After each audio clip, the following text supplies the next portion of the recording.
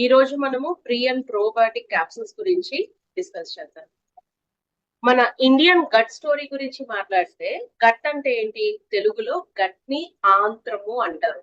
అంటే మన stomach starting part ని ఆంత్రము అని పిలుస్తాం అనమాట తెలుగులో. గట్ అంటాం. అంటే స్టమక్ అనే అనొచ్చు. అయితే కంప్లీట్ స్టమక్ అంటే ఇట్స్ స్టార్టింగ్ పార్ట్ అని అంటాం అనమాట గట్ ని. మన ఇండియాలో 57% మంది స్థూలకాయంతో ఉన్నారు, అంటే ఒబెసిటీలో ఉన్నారు. 45% వచ్చి అండర్ వెయిట్ లో ఉన్నారు. 48% వచ్చి నార్మల్ బిఎంఐతో ఉన్నారు. బిఎంఐ అంటే ఏంటి? Body mass index. తో నార్మల్ బిఎంఐ ఉన్నా కూడా, అంటే ఒబెసిటీలో ఉన్న వాళ్ళు కానీ, లేకపోతే అండర్ వెయిట్ లో ఉన్నా, లేదా నార్మల్ బిఎంఐ ఉన్నా కూడా పీపుల్ కడుపు రిలేటెడ్ ప్రాబ్లమ్స్, కడుపు నొప్పి, తిన్నది అరగకపోవడం, గ్యాస్ట్రిక్, తర్వాత బ్లోటింగ్ లాంటి ఇష్యూస్ తో బాధపడుతున్నారు. కేవలం ఇండియాలోనేనా అంటే కాదు, గ్లోబల్ గా ఈ ప్రాబ్లం ఉంది. So more than 40% of the people world wide గా, ప్రపంచ వ్యాప్తంగా gastro intestinal disorders, GI track అంటాం. అంటే మనం తినేటువంటి తిన్న ఆహారం కడుపులోకి వెళ్లే పేగులు ఇవన్నీ ఉంటాయి కదా, అవన్నీ కూడా ప్రాబ్లమాటిక్ గా ఉన్నాయన్నమాట. ఇప్పుడు ఎగ్జాంపుల్, మనము నడుస్తూ ఉండి గబుక్కున్న దేనికన్నా గుద్దుకున్నాం అనుకోండి, ఈ వాపు లేకపోతే కమిలిపోవడం కనిపిస్తాయి కదా. స్టమక్ లో కూడా పేగులు కూడా కొన్ని రకాల ఆహారాలకి ఇమీడియట్ గా రియాక్ట్ అవుతూ ఉంటాయి అన్నమాట. సో అప్పుడు మనకి తిన్నది అరగకపోవడం, సో ఎలాగైతే మనకి నొప్పులు లాంటివి వస్తాయో, స్టమక్ లో కూడా ఏమవుతాయి, ఈ పేగులు డైజెషన్ సరిగ్గా చేసుకోకపోవడం, రకరకాల ఛాలెంజెస్ వస్తూ ఉంటాయి అనమాట. మనకి ఎప్పుడైతే ఈ జిఐ రిలేటెడ్ ఛాలెంజెస్ ఉన్నాయో, బై డిఫాల్ట్ గా క్వాలిటీ ఆఫ్ ద లైఫ్ కూడా తగ్గిపోతుంది. ఎందుకు? తిన్నది అరగక బ్లోటింగ్ రిలేటెడ్ ఇష్యూస్ తో బాధపడుతూ ఉన్నాం అనుకోండి, కొంచెం తిన్నా కడుపు నిండిపోతుంది, మళ్ళీ కొంతసేపటికి ఆకలిస్తుంది, పొట్ట చాలా పెద్దదిగా ఉంటుంది. మనం చూస్తూ ఉంటాం, మెన్ లోను పొట్ట చాలా ఎక్కువగా ఉంటుంది కొంచెం తినగానే. ఉమెన్ అయితే ప్రెగ్నెంట్ అని అడుగుతూ ఉంటారు చాలా కామన్ గా.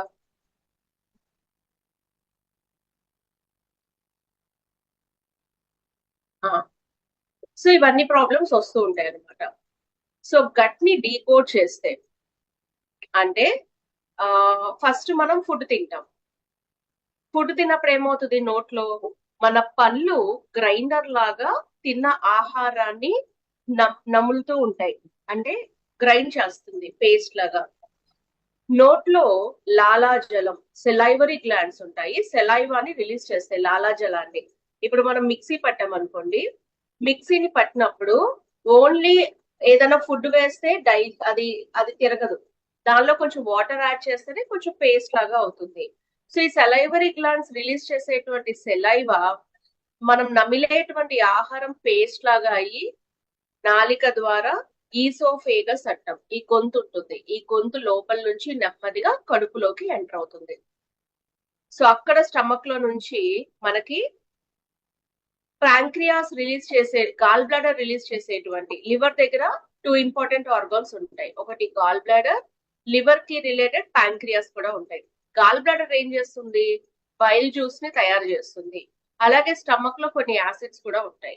ఈ బైల్ జ్యూస్ ఆ స్టమక్ లో రిలీజ్ అయ్యే కొన్ని యాసిడ్స్ అన్ని కలిసి తిన్నది ప్రాపర్ గా డైజెస్ట్ ఎలాగా చేసి పేగుల్లోకి పంపిస్తుంది. సో ఇది జనరల్ గా జరిగేటువంటి ప్రాసెస్. ఈ డైజెస్టివ్ సిస్టమ్ లో మనకుండే ఆర్గాన్స్ ఏంటి అంటే గట్, స్టమక్, ప్యాంక్రియాస్, లివర్ అన్నమాట. మన గట్ ని, ఆ పేగుల్ని గనక మీరు కొలిచారనుకోండి, 7 నుంచి 8 మీటర్ల పొడవు ఉంటుంది. అంటే ఒక టెన్నిస్ బాల్ కోర్ట్ ఉంది అనుకోండి, ఈ చివరి నుంచి ఆ చివరికి గనక చేస్తే అంత ఉంటుంది అనమాట, అంత వెడల్పు ఉంటుంది. అండ్ అదే విధంగా మన కడుపులో పేగులు మడతలు మడతలుగా ఉంటాయి, తెలుసు కదా. అవి ఓవరాల్ గా 800 నుంచి 900 మడతలు ఉంటాయి. ఇమాజిన్ ఒకసారి, మనము ఒక పంపుకి ఒక వాటర్ పైప్ ని కనెక్ట్ చేసాం. నార్మల్ గా ఆ పైప్ ని బారుగా అలా వదిలేసాం అనుకోండి, చక్కగా వాటర్ ఫ్లో అనేది బాగుంటుంది. కానీ మీరు ఆ పైప్ ని ఉండలు చుట్టారనుకోండి, నీళ్ల ఫ్లో సరిగ్గా ఉండదు. మరి మన కడుపులో 800 నుంచి 900 మడతలు ఉన్నాయి మన పేగులు అంటే, మనం ఏదైనా సరైన ఆహారం తినకపోతే, ఫర్ ఎగ్జాంపుల్ నూడిల్స్ లాంటివి, బ్రెడ్ లాంటివి, మైదా లాంటివి తింటూ ఉన్నాం అనుకోండి, ఆ పేగుల్లో ఆహారం ఏమవుతుంది? ప్రాపర్ గా డైజెస్ట్ కాదు. మన స్టమక్ లో, పేగుల్లో, లార్జ్ ఇంటెస్టైన్ లో 10 రోజుల కన్నా ఎక్కువ రోజులు కూడా నిలవుండిపోతుంది ఆహారము నిలవుండిపోతుంది. అంటే మన స్టమక్ లో వచ్చేటప్పటికి 1-2 hours, మాక్సిమం 3 hours లో డైజెస్ట్ అవుతుంది. స్మాల్ ఇంటెస్టైన్ లో ఒక 4-5 hours, లార్జ్ ఇంటెస్టైన్ లో 8 hours అండ్ అంతకన్నా ఎక్కువ. నూడిల్స్ లాంటి ఆహారం అయితే అసలు అరగదు, బికాజ్ మైదా బేస్డ్ ఫుడ్స్ కాబట్టి అదంతా జిగురులా తయారవుతుంది. మరి ఇవన్నీ డైజెస్ట్ కాకుండా పేగుల్లోనే ఉండిపోతే బ్లోటింగ్ ఇష్యూస్ కానీ, గ్యాస్ట్రిక్ ప్రాబ్లమ్స్ కానీ, అల్సర్స్ లాంటివి ఫామ్ అయ్యేటువంటి అవకాశాలు ఎక్కువ ఉంటాయి అన్నమాట. కాబట్టి మనం తినేటువంటి ఆహారంలో పీచు పదార్థాల్ని యాడ్ చేసుకుంటే చక్కగా డైజెస్ట్ అవుతుంది. కొన్ని రకాల ఫుడ్స్ ని అవాయిడ్ చేస్తే, సో వైట్ కలర్ ఫుడ్స్ ని మనము ఎక్కువగా అవాయిడ్ చేయాల్సినటువంటి అవసరం ఉంటుంది అనమాట. మన డైజెస్టివ్ సిస్టమ్ కనుక చూస్తే, మన స్టమక్, ఆ పేగులు ఏవైతే ఉంటాయో సెకండ్ బ్రెయిన్ అంటాం. మీకు తెలుసా, మన శరీరంలో ప్రతి నరం కూడా ఏదో ఒక అవయవానికి కనెక్ట్ అయి ఉంటుంది. ప్రతి నరం కూడా. నా చిన్నప్పుడు నేను ఏమనుకునేదాన్ని అంటే, మన స్టమక్ లో ఒక పేగు ఉంటుంది, బ్రెయిన్ కి కనెక్ట్ అయి ఉంటుంది. నా చిన్నప్పుడు, బికాజ్ నాకు ఈ వొమిటింగ్ సెన్సేషన్ ఎక్కువ ఉండేది. అంటే ఎక్కడికైనా బస్ లో గానీ, ఈవెన్ కార్ లో కూడా జర్నీ చేసినప్పుడు ఎక్కువగా వొమిటింగ్స్ చేసేదాన్ని బాగా. మేబీ మీలో కూడా చాలా మందికి ఆ ప్రాబ్లం ఉండి ఉంటుంది కదా. సో చాలా రోజుల తర్వాత రీసెంట్ గా నేను హైదరాబాద్ వెళ్ళాను కదా, ఆ స్టోర్ ఓపెనింగ్ కి. ఎయిర్పోర్ట్ నుంచి ఆఫీస్ కి వెళ్ళే టైంలో వొమిట్ చేసేసాను. జనరల్ గా ఈ వొమిట్ చేయకుండా ఉండడానికి నేను ఏం చేస్తానంటే, 90% వర్కౌట్ అవుతుంది, 10% వర్కౌట్ అవ్వదని తెలుసుకున్నాను. 90% వర్కౌట్ అయ్యేది ఏంటి అంటే, నా థాట్స్ ని డైవర్ట్ చేయడం. అంటే నేను ఖచ్చితంగా హెడ్ ఫోన్స్ క్యారీ చేస్తా, మ్యూజిక్ వింటా బాగా ట్రావెల్ చేసేటప్పుడు. ఆ మ్యూజిక్ విన్నప్పుడు ఏమవుతుంది అంటే, బ్రెయిన్, నా థాట్స్ అన్ని కూడా మారిపోతాయి. స్టమక్ మీద నాకు ఫీల్ ఉంటుంది అనమాట. కొంచెం ఈ మధ్య కాలంలో ఏమైందంటే, అంత మ్యూజిక్ విన్నా కూడా ఒక్కొక్కసారి ఒమిట్ చేసేస్తున్నా. అంటే మన స్టమక్ లో ఓవర్ అండ్ అబోవ్ ఆ ఫీలింగ్స్ ని కంట్రోల్ చేయలేదు ఏది, ఇక బయటకు వచ్చేయాల్సిందే. రైట్. సో అలా అనుకునేదాన్ని చిన్నప్పుడు, మన బ్రెయిన్ కిను కడుపులో ఒక నరానికి కనెక్షన్ ఉంటుంది. మనం ట్రావెల్ లో ఎక్కువ ఊగిపోయినప్పుడు, కడుపు ఊగిపోయినప్పుడు అలా ఒమిట్ అయ్యేది అని అనుకునేదాన్ని. కానీ కొంచెం ఎప్పుడైతే సైన్స్ నాలెడ్జ్ వచ్చిందో అప్పుడు అర్థమైంది ఏంటి అంటే, ఇట్ ఈస్ కాల్డ్ ఈఎన్ఎస్. దీన్నేమో బ్రెయిన్ ఏమో సిఎన్ఎస్ అంటాం, సెంట్రల్ నర్వస్ సిస్టమ్. కడుపులో ఉండేటువంటి నర్వస్ సిస్టమ్ ని ఎంటరిక్ నర్వస్ సిస్టమ్ అంటాం. అంటే మన కడుపులో ఉండేటువంటి పేగులు మన బ్రెయిన్ కి సంకేతాల్ని పంపిస్తూ ఉంటుంది. ఓకే. ఉదయం లెగవంగానే మీరు ఎటువంటి ఆహారం అయితే తింటారో, ఈ ఆహారం మన స్టమక్ తిన్న తర్వాత, అంటే స్టమక్ లోకి వెళ్ళిన తర్వాత, మన స్టమక్ లో ఉండేటువంటి ఈ నర్వస్ సిస్టమ్ బ్రెయిన్ కి ఏం చెప్తుంది అంటే, ఫర్ ఎగ్జాంపుల్ మీరు కాఫీ తాగారు, లేకపోతే స్వీట్ బేస్డ్, షుగర్ బేస్డ్ ఏదైనా ఫుడ్ తిన్నారు.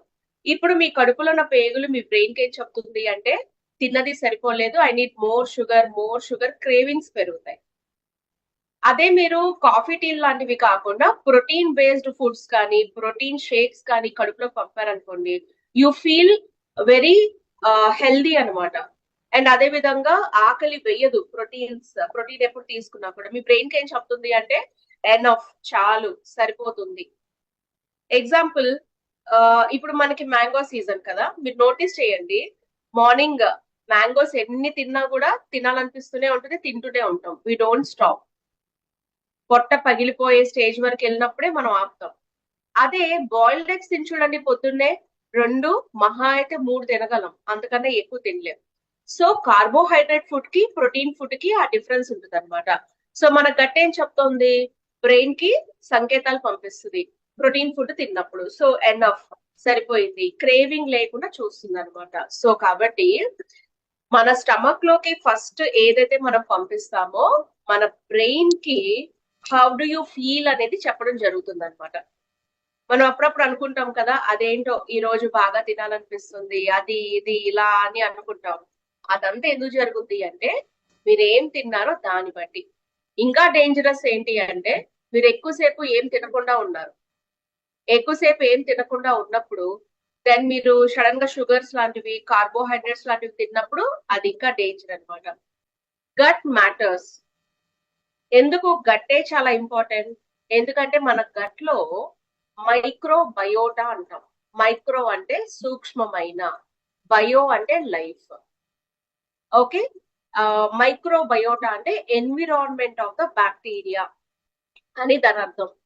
అంటే వాతావరణం ఎలా ఉంది మన కడుపులో ఉన్నటువంటి బ్యాక్టీరియా. మన గట్ లో బ్యాక్టీరియా, వైరస్, ఫంగస్ ఇంకా చాలా రకాల మైక్రో ఆర్గానిజమ్స్ ఉంటాయి అన్నమాట మన స్టమక్ లో. ఇందులో ఈ ఎన్ని రకాల బ్యాక్టీరియా, ట్రిలియన్స్ ఆఫ్ బ్యాక్టీరియా ఉంటాయి. వీటిని దేని తీసుకున్నా కూడా మీకు రెండు రకాలుగా ఉంటాయి అన్నమాట ఈ బ్యాక్టీరియాస్. ఎలా అంటే బ్యాక్టీరియోడిడ్స్, ఫర్మిక్యూట్స్ అంటాం. బ్యాక్టీరియోడిడ్స్, ఫర్మిక్యూట్స్ అని రెండు రకాలుగా ఉంటాయి. గట్ డిస్బయోసిస్ అంటాం. గట్ డిస్బయోసిస్ అంటే ఫంక్షన్ సరిగ్గా చేయకపోవడం. ఎందుకని గట్ సరిగ్గా ఫంక్షన్ చేయదు? ఎందుకంటే అవసరమైనటువంటి గుడ్ బ్యాక్టీరియా సరిగ్గా లేకపోవడం, మన గట్ లో ఉండే మైక్రోబ్స్ కి, సూక్ష్మ జీవులకి సరైనటువంటి ఆహారాన్ని మనం ఇవ్వకపోవడం. గట్ లో ఉన్న బ్యాక్టీరియాకి అంటే గుడ్ బ్యాక్టీరియాకి ఫుడ్ అంటే ఫైబర్ అన్నమాట. అలాగే మన స్టమక్ లో హార్మ్ఫుల్ బ్యాక్టీరియా పెరిగిపోవడం. ఇవి మేజర్ కారణాలు. హిపోక్రేట్స్, ఫాదర్ ఆఫ్ మెడిసిన్ అంటాం కదా, హిపోక్రేట్స్ జర్మన్ 5th century ఆ టైంలో అన్నమాట. ఈయన ఏం చెప్పారు అంటే అన్ని రకాల జబ్బులు గట్ లోనే మొదలవుతాయి. ఏమేం జబ్బులు? బ్లోటింగ్, కడుపు ఉబ్బరం, కాన్స్టిపేషన్, మలబద్ధకం, క్రాంప్స్, కడుపులో నొప్పి, కొన్ని రకాల ఫుడ్స్ తింటే సెన్సిటివిటీ గాని, ఎలర్జీస్ గాని పడకపోవడం, జాయింట్ పెయిన్, అలసిరిపోవడము, arthritis, IBS, irritable bowel syndrome, కడుపులో నొప్పి, తినంగానే మోషన్ కెళ్ళడం లాంటి కంప్లైంట్స్, కాలిటిస్, పేగులకి ఏర్పడేటువంటి ఇన్ఫ్లమేషన్, ఆటో ఇమ్యూన్ డిజార్డర్స్, అలాగే స్కిన్ ప్రాబ్లమ్స్, ఎక్ని, ఎజిమా, సోరియాసిస్ లాంటివి, హార్మోనల్ ఇంబ్యాలెన్స్, బరువు పెరగడం లాంటి ప్రాబ్లమ్స్ ఎక్కువగా పెరిగేటువంటి అవకాశం ఉంటుంది గట్ సరిగ్గా లేకపోతే. సో బ్యాక్టీరియోడిక్స్ అంటే లైక్ ఒమేగా 3, ఫర్మిక్యూట్స్ అంటే ఒమేగా 6 అనమాట. ఒమేగా 6 చెడ్డదా అంటే కాదు. ఒమేగా 3 అండ్ ఒమేగా 6 ఒక బ్యాలెన్స్డ్ వేలో ఉండాలి. బ్యాక్టీరియోడిడ్స్, ఫర్మిక్యూట్స్ కూడా అంతే బ్యాలెన్స్డ్ గా ఉండాలి. లేదు అంటే ఒమేగా 6 పెరిగితే ఉపయోగపడుతుంది మనిషికి, కానీ ఒమేగా 6 ఎక్కువైతే ఎలాగైతే గుండెకి నష్టమో, శరీరానికి నష్టమో, బ్యాక్టీరియోడిడ్స్ కన్నా కూడా ఫర్మిక్యూట్స్ ఎక్కువ ఉంటే మన గట్ కి కూడా అంతే ప్రమాదం. కాబట్టి రెండింటిని ప్రాపర్ గా బ్యాలెన్స్ చేయాలి, లేదా ఫర్మిక్యూట్స్ కన్నా కూడా బ్యాక్టీరియోడిడ్స్ ని ఎక్కువగా ఉంచుకోవాలి. అన్హెల్దీ గట్ ఉంటే కాన్స్టిపేషన్, బ్లోటింగ్, ఇండైజెషన్, బరువుని మేనేజ్ చేయకపోవడం, వ్యాధి నిరోధక శక్తి కూడా తక్కువగా ఉంటుంది. అందుకనే 85% ఆఫ్ ద గుడ్ బ్యాక్టీరియాని మెయింటైన్ చేయాలి. 15% బ్యాడ్ బ్యాక్టీరియా ఉన్న పెద్దగా నష్టమేమీ ఉండదు. మన గట్ ని హెల్దీగా ఉంచుకోవాలి అంటే balanced diet, healthy life style, సరైనటువంటి నిద్ర, నెగిటివ్ హ్యాబిట్స్ ని అవాయిడ్ చేయడం, ప్రీబయోటిక్ అండ్ ప్రోబయోటిక్ ఫుడ్స్ ని తీసుకోవడం. ఇంతకీ మరి ప్రీబయోటిక్ అంటే ఏంటి, ప్రోబయోటిక్ అంటే ఏంటి? ప్రీ అంటే చాలా ముందుగా అని. ఓకే. ప్రీబయోటిక్ అంటే మన గట్ లో ఉండే గుడ్ బ్యాక్టీరియాకి ఆహారం. ఒకవేళ ప్రీబయోటిక్ కనుక తీసుకోకపోతే గట్ బ్యాక్టీరియా దెబ్బతింటుంది. ప్రీబయోటిక్స్ అనేవి హెల్దీ బ్యాక్టీరియా పెరగడానికి సహాయపడతాయి. మరి ప్రోబయోటిక్స్ అంటే ప్రో అంటే ప్రమోటింగ్ అన్నమాట, బయోటిక్ అంటే లైఫ్. ఇవి ప్రోబయోటిక్ అనేది లైఫ్ స్ట్రెయిన్ అంటాము. స్ట్రెయిన్ అంటే జాతి, అంటే కొన్ని జాతులకి సంబంధించినటువంటి బ్యాక్టీరియా స్టమక్ లో పెరగడానికి హెల్ప్ చేస్తుంది. మన గట్ లో గుడ్ బ్యాక్టీరియాని ఇంక్రీజ్ చేయడానికి ప్రోబయోటిక్స్ అనేవి మనకి సహాయపడతాయి. So pre and probiotic capsules ని మనము లాంచ్ చేసి చాలా కాలం అయింది. ఇక్కడ మనం చెప్పుకోవాల్సినవి ఎగ్స్ బ్రాండ్ తో కంపేర్ చేసినప్పుడు 2 విషయాలు. మొదటిది, బయట మార్కెట్ లో ప్రీబయోటిక్ సపరేట్ గా ప్రోబయోటిక్ సపరేట్ గా లభిస్తాయి. For the first time pre and probiotic కలిపి ఉన్న క్యాప్సూల్ మన న్యూట్రిలైట్ సప్లిమెంట్. రెండోది, కంప్లీట్లీ వెజిటేరియన్ సోర్స్. మార్కెట్ లో వెజిటేరియన్ సోర్స్ కాకుండా నాన్ వెజిటేరియన్ నుంచే ఎక్కువగా లభిస్తుంది. సో 2 విషయాలు, ప్రీ అండ్ ప్రోబయోటిక్ కలిపి ఉన్నటువంటిది, అదే విధంగా వెజిటేరియన్ సోర్స్ అన్నమాట.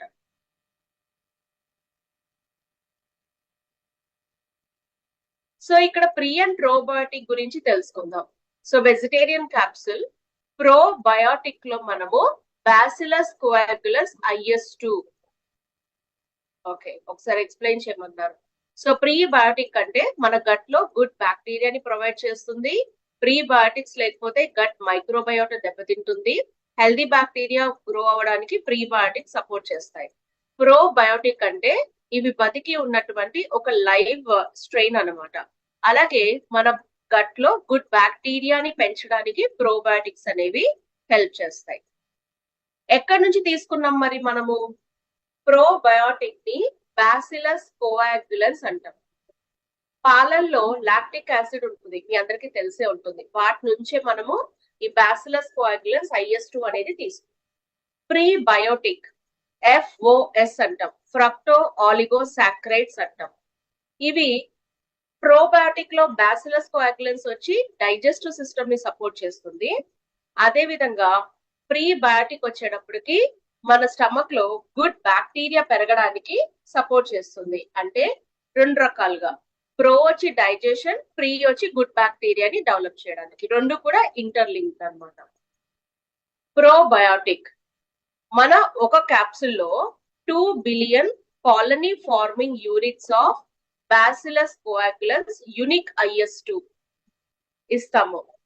ఇప్పుడు వాటర్ ని లీటర్స్, ఆయిల్ ని కేజీ ఇలా కొలుస్తాం కదా, అలాగా బ్యాక్టీరియాని CFU కింద కొలుస్తాం, కాలనీ ఫార్మింగ్ యూనిట్స్ అంటాం. అంటే ఏంటో చెప్తాను. ఈ బ్యాసిలస్ కోయాగులన్స్ IS2 ఏ విధంగా మనకి సహాయపడుతుంది? కింద కొన్ని పాయింట్స్ ఇచ్చారు చూడండి, హెల్ప్స్ ఇన్ అని. ఆ 7 పాయింట్లు రాసుకోవాలి. లాస్ట్ లో కూడా మళ్ళీ ఒకసారి ఎక్స్ప్లెయిన్ చేస్తాను step by step. First point, bowel function ని ఇంప్రూవ్ చేస్తుంది.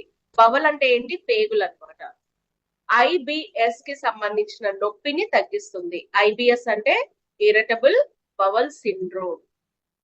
సో ఇరిటబుల్ బవల్ సిండ్రోమ్ అంటే ఏంటి అంటే, ఆహారం తినంగానే కడుపులో నొప్పి, లేదు అంటే కొంతమంది తినంగానే మోషన్ కి వెళ్ళడం, లేకపోతే ఎక్కువసేపు బాత్రూమ్ లో కూర్చొని నాకు మోషన్ వస్తుంది అన్న ఫీలింగ్, ఇవన్నీ IBS.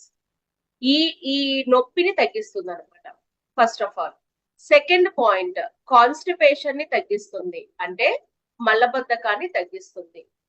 మూడోది, కడుపులో హెల్ప్ అయ్యేటువంటి గుడ్ బ్యాక్టీరియాని డెవలప్ చేస్తుంది.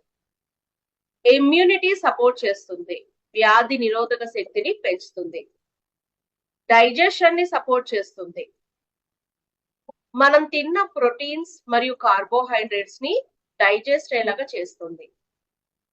గట్ లో anti inflammatory properties.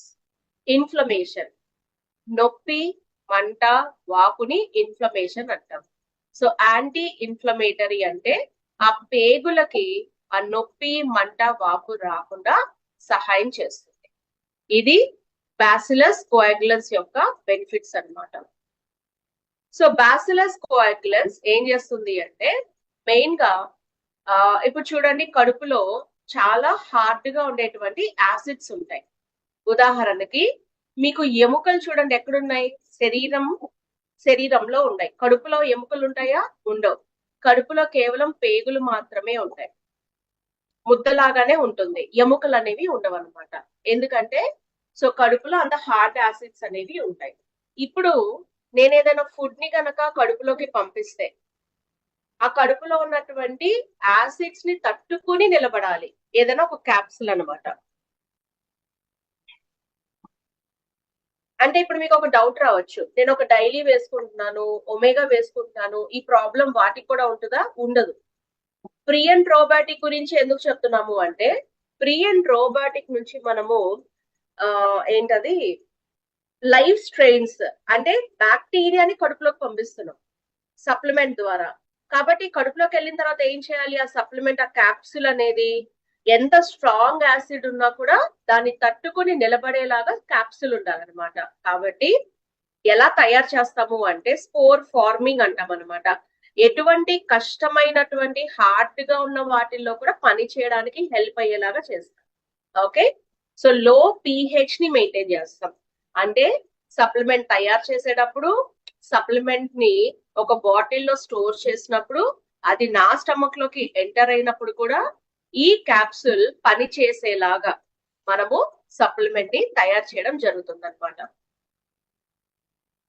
Unique IS2 మీకు తెలుసు కదా, ISI, ISO ఇట్లాంటివన్నీ ఉంటాయి. సో IS2 యునిక్, డిఫరెంట్ అని చెప్పడానికి ఒక గుర్తు అనమాట. ఇది ఈ సింబల్ బాటిల్ పైన కూడా రాసి ఉంటుంది. సో ఫస్ట్ ఇప్పుడు మనము క్యాప్సుల్ ని వేసుకున్నాం. సో గొంతులో నుంచి క్యాప్సుల్ అట్లాగా స్టమక్ లోకి వెళ్తుంది. ఆ బ్లూ కలర్ లిక్విడ్ ఏదైతే కనిపిస్తుందో దాన్ని మనం స్టమక్ యాసిడ్స్ అంటాం. సో స్టమక్ లోకి వెళ్ళంగానే క్యాప్సుల్ ఓపెన్ అయ్యి ఈ బ్యాక్టీరియా అంతే కడుపులోకి వెళ్తుంది. ఫస్ట్ కడుపులోనే రిలీజ్ అవుతుంది. మనం ఎలాంటి బ్యాక్టీరియాని ఇస్తున్నాము? స్టమక్ లో ఎంత హార్డ్ యాసిడ్ ఉన్నా కూడా ఆ యాసిడ్ కి ఏమీ కాకుండా ఉండేలాగా చేస్తున్నాం అనమాట. రెండోది స్పోర్ ఫార్మింగ్ అన్నప్పుడు ఇంకొక ఎగ్జాంపుల్ నేను చెప్పాలి. ఇప్పుడు మనకి ఒక బ్యాచ్ ఉంది అనుకుందాం. మన బ్యాచ్ లో ఒక 10 మంది ఉన్నాం. 10లో ఒక 8 మంది మంచి వాళ్ళు ఉన్నారు, ఒకళ్ళిద్దరు అల్లరి చేసే వాళ్ళు ఉన్నారు. ఇప్పుడు ఇద్దరి వల్ల 10 మందిని కూడా చెడ్డ వాళ్ళని అంటారు కదా, ఎస్ ఆర్ నో? మన బ్యాచ్ లో ఒక్కళ్ళున్నా సరే, లేదంటే మనం 10 పనుల్లో 9 పనులు బాగా చేసాం, ఒక పని బాగా చేయలే, జనాలందరూ చేసిన 9 మంచి పనుల గురించి మాట్లాడతారా, లేదా చేసిన ఒక్క చెడ్డ పని గురించి మాట్లాడతారా? ఆ ఒక్క చెడ్డ పని గురించే మాట్లాడతారు, మంచివన్నీ మర్చిపోతారు జనాలు. అవునా? రైట్. ఇప్పుడు నా స్టమక్ లో బ్యాడ్ బ్యాక్టీరియా ఉంది ఎక్కువగా. ఇప్పుడు నేను ఏం చేస్తానంటే గుడ్ బ్యాక్టీరియాని పంపించా. కానీ ఎగ్జాంపుల్ గుడ్ బ్యాక్టీరియా అంటే పెరుగన్నం, మన చద్ది అన్నం, పెరుగన్నం ఇవన్నీ కూడా which is a very good bacteria అన్నమాట. ఇప్పుడు నేను ఏం చేస్తానంటే పెరుగన్నం తిన్నా. ఇవాళ పెరుగన్నం తిన్నప్పుడు ఇప్పుడు మీరు గమనించండి, కారం మసాలా ఉన్న కూర తిన్నారు, కడుపులోకి వెళ్ళినప్పుడు ఒక మంట, ఒక రకమైన ఫీల్ ఉంటుంది మనకి.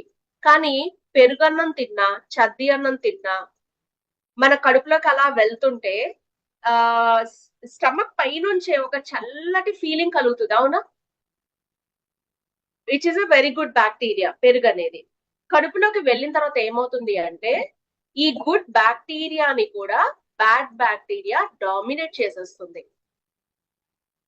గుడ్ బ్యాక్టీరియాని బ్యాడ్ బ్యాక్టీరియా డామినేట్ చేస్తుంది. ఇప్పుడు మరి స్పోర్ ఫార్మింగ్ క్యాప్సూల్ మనది ఏం చేస్తుంది? ఎంత బ్యాడ్ బ్యాక్టీరియా ఉన్నా కూడా దాని ప్రభావం మనం రిలీజ్ చేసే 2 billion colony forming units bacteria మీద పని చేయకుండా చేస్తుంది. ఓకే, నౌ ఇప్పుడు స్టమక్ లో మొత్తం బ్యాక్టీరియా రిలీజ్ అయింది. ఈ రిలీజ్ అయినటువంటి స్టమక్ లో ఉన్న ఫుడ్ ఎక్కడికి వెళ్తుంది? పేగుల్లోకి వెళ్తుంది. చూడండి, గుంపు గుంపుగా బ్యాక్టీరియా అనేది తయారైంది. ఫార్మింగ్ అంటే తయారవడం. కాలనీ అంటే ఏంటి? ఇప్పుడు నేను ఒక కాలనీలో ఉన్నా, మా ఇంట్లో ఉన్నా, మా ఇల్లు ఒక కాలనీలో ఉంది. కాలనీ అంటే ఏంటి? గ్రూప్ ఆఫ్ హౌసెస్ కదా. ఈ కాలనీ ఒక ఏరియాలో ఉంది, ఈ ఏరియా ఒక ఊర్లో ఉంది. Okay, so colony forming units అంటే మనము ఈ 2 బిలియన్ కాలనీ ఫార్మింగ్ ఏవైతే బ్యాక్టీరియాని రిలీజ్ చేస్తున్నామో అవన్నీ కూడా ఒక గుంపు లాగా ఫార్మ్ అవుతాయి అన్నమాట. ఎక్కడ? పేగుల్లో. సో అలా గుంపుగా ఉన్నప్పుడు ఏమవుతాయి? అవి మోర్ బెనిఫిట్ ని చూపిస్తాయి అన్నమాట. అక్కడొకటి అక్కడొకటి అక్కడొకటి ఉండే కన్నా ఒక గ్రూప్ గా తయారైనప్పుడు వాటి పని ఎక్కువగా జరుగుతుంది. ఐ హోప్ ఇక్కడ వరకు అందరికి బాగా అర్థమయ్యి ఉంటుంది అని నేను అనుకుంటున్నా. అర్థమైందండి అందరికి? డౌట్స్ ఏమన్నా ఉంటే లాస్ట్ లో తీసుకుంటా. బట్ యాజ్ ఆఫ్ నౌ ఇక్కడ వరకు నేను ఏదైతే చెప్పానో అందరికి అర్థమైందా?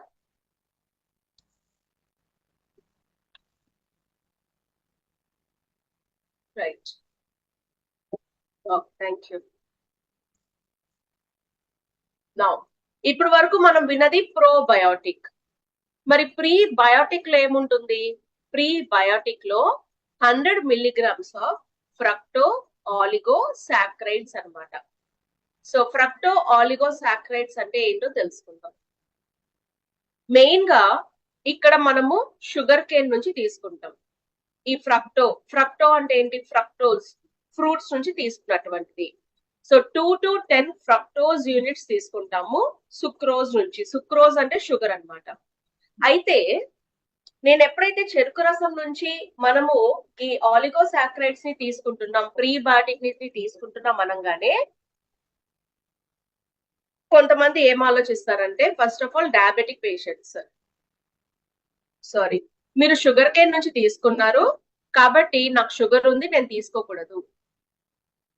దీనికి ఆన్సర్ ఏంటి అంటే, నో, మనం షుగర్ కేన్ నుంచి ఫ్రక్టోజ్ తీసుకుంటున్నాం కానీ షుగర్ కేన్ కాదు. షుగర్ కేన్ ని ఫర్మెంట్ చేస్తాం.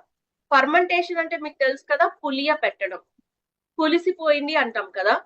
సో ఈ రోజు ఇడ్లీ పిండి రుబ్బారు, దోసల పిండి రుబ్బారు, నెక్స్ట్ డేకి అది బాగా పొంగుతుంది. చపాతీ పిండి కలుపుతాం, అది కొంచెం ఉబ్బుతుంది కదా.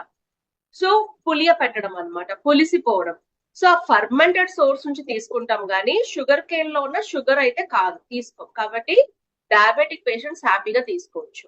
రెండవది, మీరు షుగర్ కేన్ నుంచి తీసుకుంటే క్యాలరీస్ అనేవి ఎక్కువైపోతాయి. కాబట్టి నేను వెయిట్ మేనేజ్మెంట్ లో ఉన్నాను అని అనుకుంటే మనం సప్లిమెంట్ లో ఏం చెప్తున్నాము అంటే, మనం తిన్న ప్రోటీన్స్ మరియు కార్బోహైడ్రేట్స్ చక్కగా డైజెస్ట్ ఎలాగా చేస్తుంది అంటున్నాం. ఎక్కడ కూడా 0 క్యాలరీ, మనకి షుగర్ కేన్ నుంచి క్యాలరీసే రావు. ఓన్లీ ప్రీబయోటిక్స్ ని మాత్రమే తీసుకుంటాం అనమాట. కాబట్టి వెయిట్ మేనేజ్మెంట్ చేసే వాళ్ళు, క్యాలరీ కాన్షియస్, డయాబెటిక్ ఎవరైనా తీసుకోవచ్చు. ఇంకా వెయిట్ మేనేజ్మెంట్ లో ఉన్న వాళ్ళు తీసుకుంటే మీ వెయిట్ త్వరగా మేనేజ్ అవడానికి కూడా సపోర్ట్ చేస్తుంది. ఇంతకీ ఎలా పనిచేస్తుంది ఫ్రక్టో ఆలిగోసాక్రైడ్స్ అనేవి? రెసిస్టెంట్ అంటే ప్రతిఘటించడం. అంటే ప్రతిఘటించడం అంటే మీకు అర్థమయ్యే ఉంటుంది, మన స్టమక్ లో ఉండేటువంటి డైజెస్టివ్ ఎంజైమ్స్ తో పోరాడుతుంది అనమాట.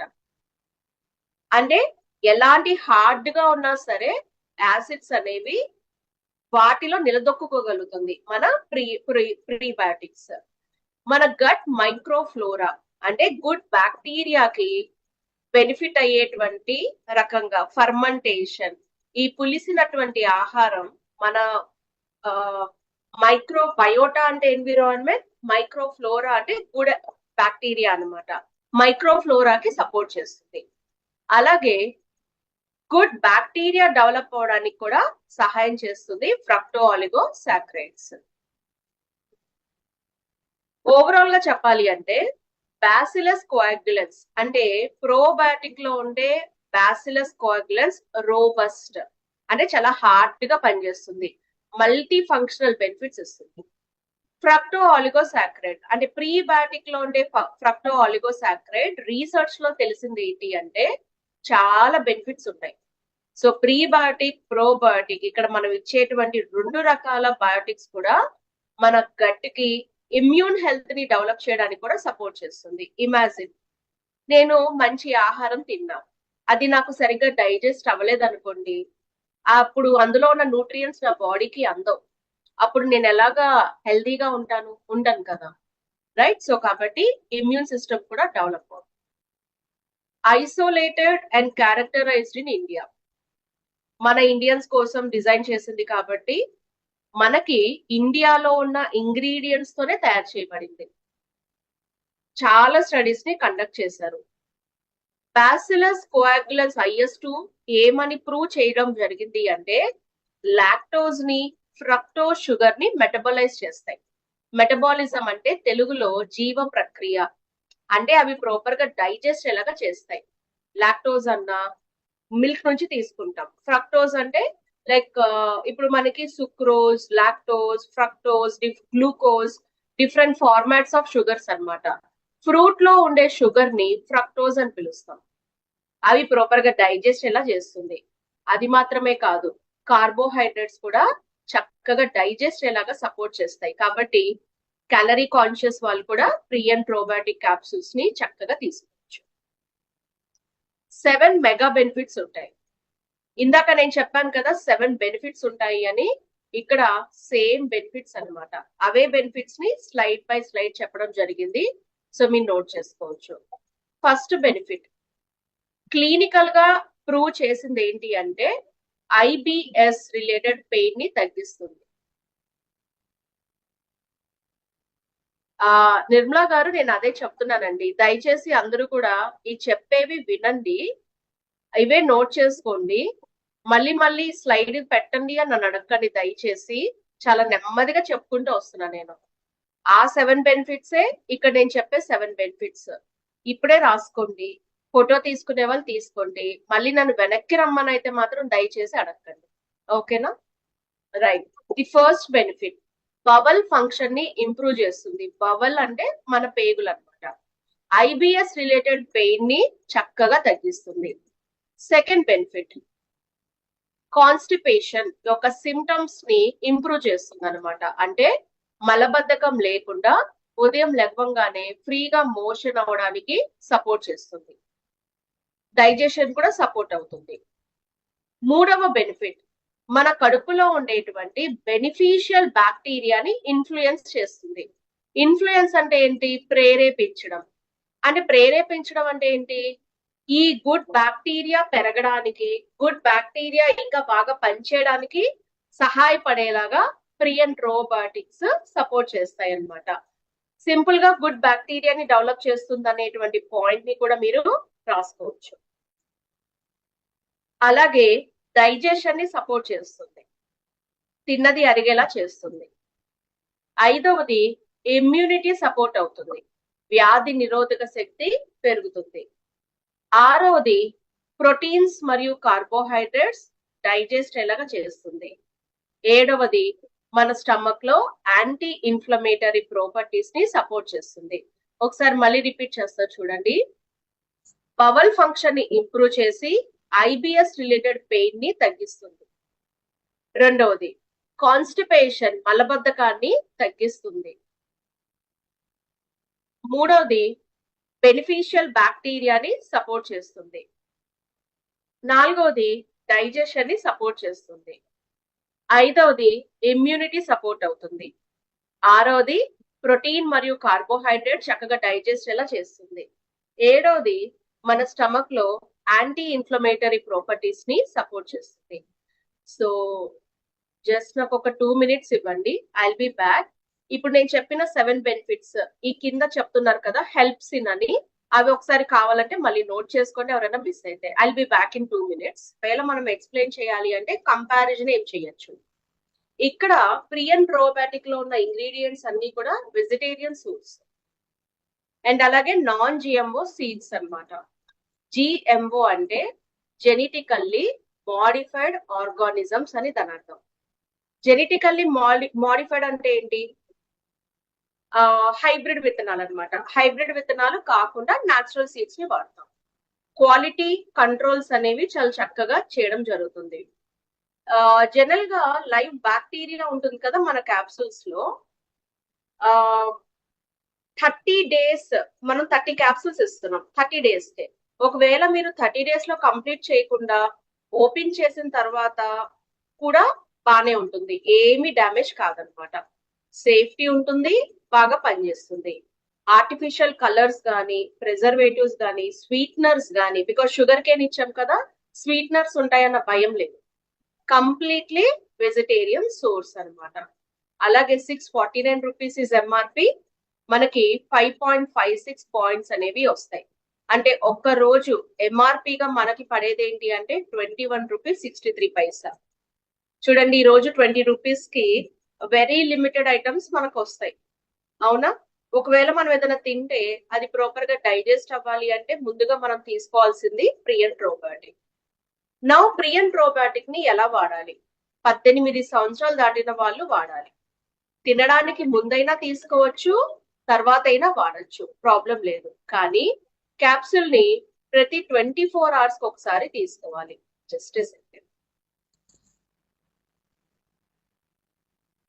సారీ, ఎవ్రీ 24 అవర్స్ ఒకసారి తీసుకోవాలన్నమాట. ఎందుకంటే మనము ఇచ్చేటువంటి ఈ లైవ్ బ్యాక్టీరియా 24 గంటలు లైవ్ గా ఉంటుంది అనమాట, బ్రతికి ఉంటుంది. ఈ రోజు నేను ఉదయం 11 గంటలకి వేసుకున్నా, మళ్ళీ మీరు రేపు 11 కి వేసుకోవాలి. నేను 10 కి వేసుకుంటే ఏమన్నా అవుతుందా?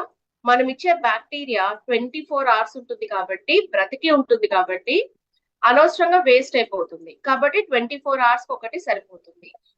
ఒకవేళ 24 అవర్స్ కి వేసుకోవాలా, కొంచెం టైం చేంజ్ అయింది, ఏమవుతుంది చూడండి. ప్రతిరోజు మనము ఒక టైంకే ఫుడ్ 8-9 కల్లా బ్రేక్ఫాస్ట్ చేస్తాం, 1-2 కల్లా లంచ్ తింటాం. ఆ టైమింగ్స్ ని ఫాలో అయినప్పుడు ఏమవుతుంది, డైజెస్టివ్ సిస్టమ్ కూడా బాగుంటుంది. సో క్యాప్సూల్ ని కూడా ఎవ్రీడే ఒక టైంకి తీసుకుంటే గనక బాగుంటుంది. ఎన్ని రోజులు తీసుకోవాలి మన ఇష్టం, ఎన్ని రోజులు అనేవి లేదు. ఎవరెవరు తీసుకోకూడదు, ప్రెగ్నెంట్ ఉమెన్ గానీ లాక్టేటింగ్ ఉమెన్ తీసుకోకూడదు. ఎందుకని, ఈ సప్లిమెంట్ మనము 18 ఇయర్స్ అని అబౌవ్ చెప్తున్నాం. సో కాబట్టి సో స్టమక్ ప్రెగ్నెంట్ ఉమెన్ కి ఏమవుతుంది, లోపల బేబీ ఉంటుంది, తీసుకోకూడదు. తీసుకోవాలంటే డాక్టర్స్ అలా తీసుకోవాలి. తల్లిపాలు ఇచ్చేటప్పుడు మదర్ మిల్క్ ద్వారా బేబీకి అందుతుంది, అవసరం లేదు కదా. మదర్ మిల్కే బేబీకి చాలా హెల్దీ, అవసరంలా. తీసుకోవాలంటే డాక్టర్ సలహా. తర్వాత ఎమీబియాసిస్ అనే ఒక డిసీజ్ ఉంటుంది, వాళ్ళు గాని ఐబిఎస్ ఉన్న వాళ్ళు కొన్ని టాబ్లెట్స్ వాడతారు, ప్రీ అండ్ ప్రోబయోటిక్. మనము 2 బిలియన్ కాలనీ ఫార్మింగ్ ఇస్తున్నాము, కానీ కొన్నిట్లో 3 బిలియన్ ఉండొచ్చు, 4 బిలియన్ కూడా ఉండొచ్చు. కాబట్టి ఐబిఎస్ కి మెడిసిన్ వాడుతుంటే డాక్టర్స్ అలా తీసుకోండి. మెడిసిన్ ఏమి వాడకపోతే గనక డైరెక్ట్ గా సప్లిమెంట్ వేసుకోవచ్చు. ఇవి కామన్ గా వచ్చేటువంటి కొన్ని క్వశ్చన్స్ అన్నమాట. దట్స్ ఆల్ నా సైడ్ నుంచి.